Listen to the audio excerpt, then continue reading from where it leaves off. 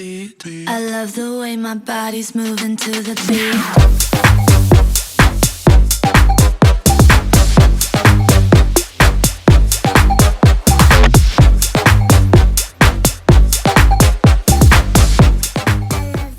Hi, I'm Meenakshi Shedde. I'm here in Berlin at the Berlin Film Festival with this fantastic crew of The Fable that had a fantastic world premiere yesterday. This is Raam Reddy, director of The Fable. That's Deepak Dobriyal, fantastic actor, and Priyanka Bose, brilliant protagonist of this film.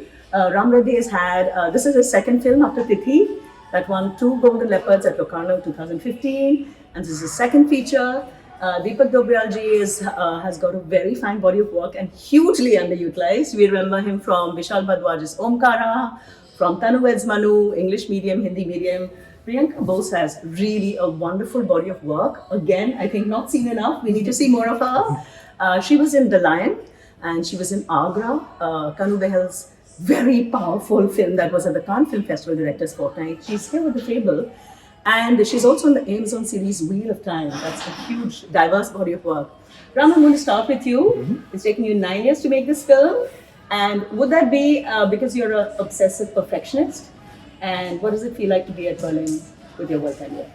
Yeah, I'm definitely obsessive. And I try to get things as close to what I want as possible. So, and being in Berlin, like, it's phenomenal. I've wanted to be here ever since I decided to be a filmmaker. This is amazing. So to be here and premiere my second film is a great encouragement for my work to follow. What was the response last night? And I mean, for me, it was like, because your film isn't, tell us a little about your film and then the response. Okay, yeah, so the film is about a happy family who they own a vast ancestral orchard in the Indian Himalayas, and there are some mysterious fires that start happening in the orchards, and no one knows who's starting them or why, but eventually the fires reveal something special about the family. Very nice. That's what it's about. So there's a lot of, it's kind of partly mysterious, partly thriller, partly philosophical. Yes. So it's not an easy film, but it's really engaging. So tell us what the response was last night and this morning. You know, just now, two or three. I mean, we met with a lot of audience members, and there were 2 ladies with tears in their eyes, and they said your film touched me, and I really felt it, and I also teared up, and I felt very touched. Oh, beautiful is that? And that was always the hope, you know, to strike a chord emotionally, to make people reflect, think, grow, question, feel, you know. Yeah. And that happened, and there's nothing greater than that for me. And yesterday in the Q&A, the first lady who asked the question said it was the best film she's ever seen at Berlinale. Oh. And that's how she. So I was like really touched. I mean, I felt a wonderful connect with my heart and the film and the audience. So lovely. Your film is very, it operates on many levels. Mm-hmm. So at some level, it's kind of like a Ken Loach, very working class empathy kind of focus. And yet it's very philosophical, it's mysterious, it's talking of energies, it's talking of other worlds. How on earth do you tie up all these ends? Did your screenplay go through some nightmarish long evolution to arrive at? Because it's really diverse elements, and to organically pull it together is really quite a feat. And how did COVID affect this film, the working of this film? So I think more than the screenplay, it was the genesis that had that incredibly exciting, I wouldn't say mishmash, but it starts like that, right? It starts like by everything that you feel and that kind of gets something going within you, and then you wanna take those elements. You know how what's his name? David Lynch is the one who does the 72 postcards. Okay. And once he has 72 random postcards together, he has a film. Okay. So in some ways, I start like that. But then I weave them into a single narrative, and I've always maintained that I take time to make my films, but I want my films to not just be about one thing, but about all of life. And that's the challenge that I take on when I take on a film. So I want those layers to come out. So that's how it started. So that process did take some time, but the screenplay came from a deeper place and it came out very quickly. And then refinement. But it's evolved. It's evolved from screenplay to set to collaborations to accidents. To As in real accidents. no, not the no, ones creative intended. accidents. Okay. Like accidental epiphanies. Okay. Yeah. Okay. Where things are better than you thought of. And then editorially, it went through its own evolution. So the film, it's born in writing and made in edit, and that whole journey was incredibly dynamic and a conversation with my co-collaborators and the film itself. Super. I think one of the I don't know how to describe this. This young man who's about in his early 30s, he's actually made a film on celluloid in 16 mm. Now, which youngster? I can't call you a youngster, but only you because it's your can. second I mean, film. yeah. But this is just so astonishing, like going out, like Abel Mujhe Maar, like going out of your way to create really tough challenges for yourself. Yes. Why are you so attracted to the idea of making it on celluloid? Yeah. Okay. So, I feel like an old soul sometimes. Like as You hype- are. as- Yeah, that's as- why I think we connect as well. So as hyperactive and boyish as I am and love to be, something in me has always been drawn to anything that's ancient, that is persistent, and that is everlasting, I would say. Okay, so film has. Really spoken like an old man. I love this. Give me my walking stick. And I'm balding, so that's the only giveaway. Old soul. Okay. Okay. Yeah, and so that's what got me. I lost my train of thought, but You were talking about why you chose celluloid. yeah, why I chose celluloid. So film has that everlasting quality. Number one. Number two, what I keep saying about film is that there is an actual transference of consciousness that I believe is happening. So I believe in that. From I believe, the cast and crew to the film. from their faces to the silver halide that's in the stock. So that light is bouncing and it's going through the lens, held on my DOP's shoulder to that little square of, and so there's something being captured forever. I feel different because I've shot digital. I've shot it before. And I've been a film photographer as well. And when the shutter falls, there's a butterfly flap, in your heart. You feel it. And so yeah, that connect with film. I feel like everyone feels different when that camera is rolling. It gets the heart. It gets the hair standing on your fingers. So that touch of Lovely. yeah. And last but not least, it's an alive medium. It changes from frame to frame, and it has its own personality. I loved it also because it's years since I saw flicks on the screen That's like right. a film. Otherwise, digital is. But this was so living in a way. It's living. Wonderful. It's alive. Wonderful. Yeah. Priyanka, I wanted to ask you. You've got such diverse work, and after Agra, which was like some brutal. As I think Alfonso Cuarón once referred to film as a beautiful brutality, Yes. which somehow described Agra. But this was. Tell us a little about your character in it, because in some way, this film is going in so many directions. I felt you were kind of grounding as a protagonist. It was kind of heaven and earth, your husband's in some not love, but a very other galactic space, which many characters are going in different directions. yes. But I felt you were kind of Mother Earth, kind of anchoring the film. Did you see it like this or very differently? No, definitely. Like, first of all, when Ram approached me, that was the same time I was aligning, saying that Ram and Kanu are the two people from that year I wanted to work with. And however, he never came to me with the script in the nascent stage, but then he came and it just aligned very, I think, organically. Like, Yeah. I'm like, I really want to work with you. He's like, I really want to work with you. And when I read the script, it was just like a really beautiful, that world I have grown up watching, that entire, world which we don't explore at all as Indians, but we Yeah. are Indians like that. We Yeah. are just not only repressed, Sure. that generation as well, and this character as well was just also rooted in me in that sense. I am a mama, and and there are grounding things that we have to do. We are losing our minds, which husband's journey is something else, but you're taking the family together in that way. So everything was very connected for me in that way.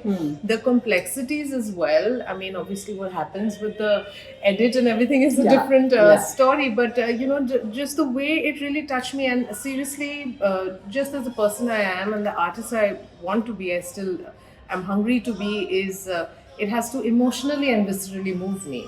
And this definitely had that and that quality of it, and I was very inspired by his vision. And I really I'm just like, after COVID, also it was quite something else, because it took some time for the script to come through, so everything to come together, and then COVID happened, and 1 year we were just like off the thing, and I'm like, oh, but we're ready to work, but we're not working anymore. Like, so 6 months after being in home lock, to go in the mountains, it was quite like cathartic in that way. It was freeing, and so just a personal journey as well, like, just being there. It was very, very interesting. Yeah. Lovely. Deepak ji, your role, my God, we are dying to see you, and we don't get to see enough of you. There's something very wrong with the industry. We have to demand that we see more of you. So, what to you was the best part of being in this film? Although it's an ensemble film, there are many characters. Yours is a very crucial connection between that reveals a lot of what the director is trying to say. This suspicion, this betrayal, this a very instinctive faith in Mother Nature, reverence, many things, which is very grounding again. Well, to you, what was it that your character brought to the film? First of all, when Ram Bhai narrated me the script, that in 2018, end of 2018, and he was talking about 2020. First time when I heard about 2020, I said, even it was like a futuristic film at that point. Okay. So I said, what is 2020? After listening the narration, is it 2020 year? Okay, so I thought that this film needs so much patience that he was referring to the film being ready then, or because the film is set in 1989. Yeah, but to be shot then. Okay, you already knew. It's a long time. By the time more than a year later, the shoot was. Everyone we did a reading more than a year before we went on stage. I mean, So I saw that. I feel that he visualized the film a year ago. So his vision is so vast, so and So, and he narrated the script, and the funny thing was that he told me that there is a guy called Mohanji, and he's a real driver, or he was there. He told me that this is Mohanji, just follow his innocence and gravity. So, by mistake, I took somebody else who was not Mohanji, and I was watching him. And whenever I am shooting, he said, "Oh, Deepak bhai, no, it's not like that. Please watch him again." He will tell you to be different. Yeah. So, but I don't know that. I thought that he is a Mohanji. Mohanji, I took different Mohanji, and he was some Girishji. Okay. So I took Girishji, and every day after 3 days, I feel very pissed off. I was thinking so many things, that maybe he is used to work with the non-actors. I am the professional actor. I got Filmfare, He's not happy with me. So what should I do that? Yeah, why he is not understanding me? Is he wants to humiliate me, or is he wants to me to behave like a nobody? Yeah, maybe he likes that. Maybe he thinks like. And I am again in the early morning. I just observed that Girishji, which I thought is Mohanji, and till the 85% film has done. So after shifting another location, we are coming back on the road, and Ram and I was talking to what a beautiful springs, and then somebody came and Ram said, no, Mohanji, please keep it there. Okay. So I said, he is also Mohanji. And Ram said, he is the Mohanji. I said, what? Who is he? So then I said, oh my God. But somehow I was on his words and vision. I was just following. I was very angry inside. why I'm not able to do it. I was almost like mimic Girishji. You know, I said everything is Girishji, my gesture, posture, but he's not happy. So I think he needs the inner side of Mohanji. Lovely. Yeah, Lovely. maybe. So that is my indulgence for the film. And very interesting thing, when I was coming back, and that driver, which was Girishji, I told him, Mohanji, how are you? बढ़िया है sir, बढ़िया है. मोहन जी घर में कैसे हैं? बढ़िया है. And then I said, Girish जी घर में कैसे हैं? जी बढ़िया है, बढ़िया. Same guy. Oh, Responding in different name. oh, okay. This While is coming back, I said, oh my God, why don't you? I told him, oh, Girish, why don't you tell me that you are not Mohanji? He said, क्या फर्क पड़ता है sir? And I was coming back, oh my, you kill my character. But I say, when Ram Bhai is happy.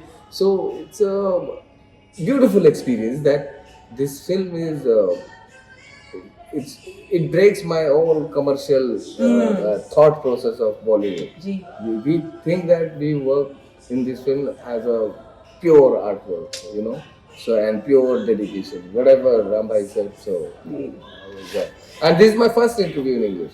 Whatever I'm talking, you know, That's fantastic. So, That's fantastic. Experience. But I also, I thought, in fact, your character was telling us so much, really without words. Of course, you had dialogue, but your body language, your eyes, you know, of loyalty, of betrayal, of just instinctive reverence for the earth, many things. Even Bina dialogue. You had, of course, beautiful dialogues by Varun Grover all through the film, but your body language, your eyes were speaking so much. Yeah. And is this something very different from what you normally get to do in Bollywood? By being very quiet, still conveying so much. Yeah. Was that a challenge, or was that conscious, or did it just flow organically? yeah, the same thing. I was holding so many things. I have to impress my director. I have to improve my character also. Okay, I have to create that. You know, so there are so many things which are inside me. So, and I don't want to respond like the excuse. You know, so I said no excuse, no shikayat, no ginana. So just be there. So I was acting and. It's coming now. You know, the total dedication to Rambhai. You know that whatever he's doing, that he's a visionary man. Somehow I think, and my family think that he's a visionary man. Yeah, I have to learn. I have to fit in this zone, which is not my cup of tea. Yeah. You know, Yeah. so I have to fit in this zone, and Yeah. this film gives me a lot of learning. That I'm learning in different ways. And Wonderful. he is happy, so I said that next time I'll do in this zone different work. Lovely. So he's a main Wonderful. fan, you know. Yeah. I wanted. And I'm very emotional about him. You know. Yeah, I wherever- think we are all, while we connect, it's like we are all stupidly very emotional about him or each other and personally as well. So it's like divine alignment. And you know, every time in Mumbai we thought, where is my character? What is my character doing? Where is he taking shape and what is he doing in this? Oh no, here no. Where his vision is going and where he fits. My Beautiful, character. beautiful. I wanted to ask, it's also very unusual to have, there is a lot of importance given to meditative scenes of meditative, but you know, you're kind of subverting cliches at many levels, I feel. First of all, as an artist who's working with celluloid, to do with how you view outsiders, the trust and the mistrust, it's completely subverting each time. Also about how a teenager's, you'd assume in a scene where it looks like there might be sexual desire of two teenagers, very good looking ones, coming together, and you actually subvert it to some other level of communication. There's a lot of telepathic connection happening. This is operating at many levels. So did you think at any point, this is all getting too weird, I don't know the audience going, did you think it was at any point, any doubts about yourself, is it getting really la la land? All the And time. is it getting too much? Should I rein it in, or no, this is my scene and I want it? So that's an amazing question, and I think basically the challenge was I was very clear about the notes I wanted to hit. Hitting them was not easy. It was just not easy. Also shooting out of chronology and trying to keep everything cohesive. I took it up as a challenge, but yes, it was a challenge that threatened to, I don't know, would I be able to pull it off? So there was extreme pressure that way. Can I hit those notes? We as a team were committed to hitting those notes, and I thank everyone who was with me because they did trust that the note that I wanted to hit was the right note. And then through our collaboration, we got those notes. And then in the edit, they come to life again, and then you place them again, you know? And they all. But I like the word subversion because that's very intrinsic to my craft. I can't be on one plane. Before Titi, I'd written a novel called It's Raining in Maya. Yes. And that was my real debut as a storyteller. And then it was Titi, and now it's this. And before that, there were 2 short films as well, which traveled and things.